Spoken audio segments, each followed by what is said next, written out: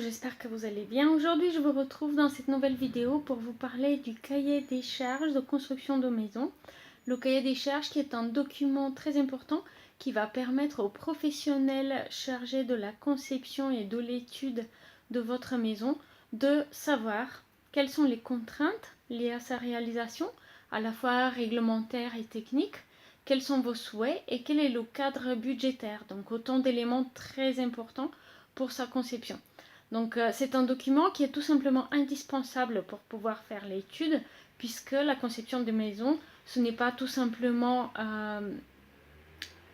un dessin artistique, c'est transcrire des souhaits et des contraintes sur papier. Donc pour qu'un projet soit réaliste, il va falloir qu'il prenne en compte toutes les contraintes de votre projet, et pour cela, il va falloir que vous transmettiez donc ces contraintes à votre architecte, maître d'œuvre, etc. Donc le cahier des charges va typiquement être composé de plusieurs points. Donc tout d'abord, l'architecture de la maison. Donc là, vous allez donner des indications sur le style d'architecture que vous souhaitez pour votre maison. Mais avant tout ça, il faudra également préciser bien sûr l'adresse de votre terrain et toutes les contraintes techniques et réglementaires qui sont liées.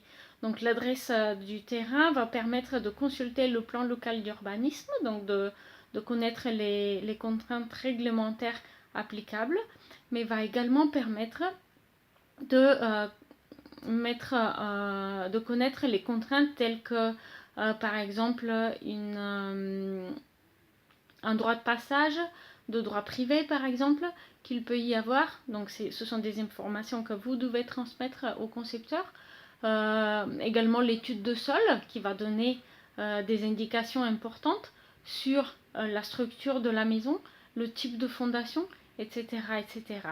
Ensuite, il va falloir décrire le plus précisément possible la surface souhaitée pour la maison, et puis pièce par pièce ce que vous désirez et un schéma organisationnel. Donc par exemple, quelle pièce vous souhaitez voir au rez-de-chaussée, quelle pièce vous souhaitez voir à l'étage. Est-ce que vous imaginez une cuisine fermée ou est-ce que vous imaginez une cuisine à l'américaine, etc., etc. Ce sont des indications que vous devriez donner au concepteur de votre maison.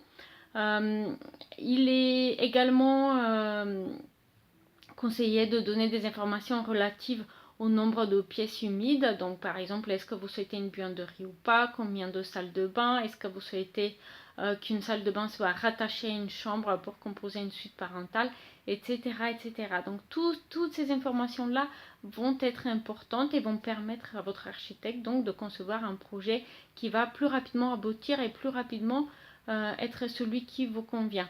Il faudra également donner des indications sur le cadre budgétaire pour votre projet.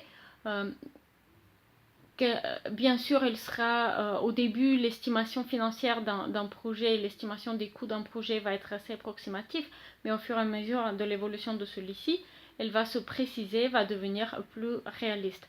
Mais donner un cadre budgétaire dans votre cahier des charges va permettre à votre architecte ou au concepteur de votre maison de savoir vers quelle solution technique s'orienter, quels matériaux choisir, etc., etc. Donc, le cahier des charges, c'est un document qui est très très important, qui va servir à la personne, au professionnel qui va se charger de votre projet.